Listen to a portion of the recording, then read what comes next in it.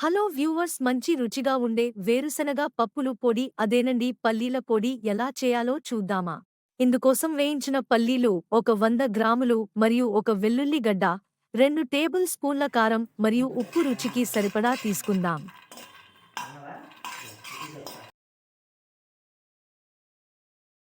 వేయించిన పల్లీలు, కారం, వెల్లుల్లి పాయలు, ఉప్పు అన్నీ కలిపి మిక్సీ జార్లో వేసి రుబ్బుకోవాలి.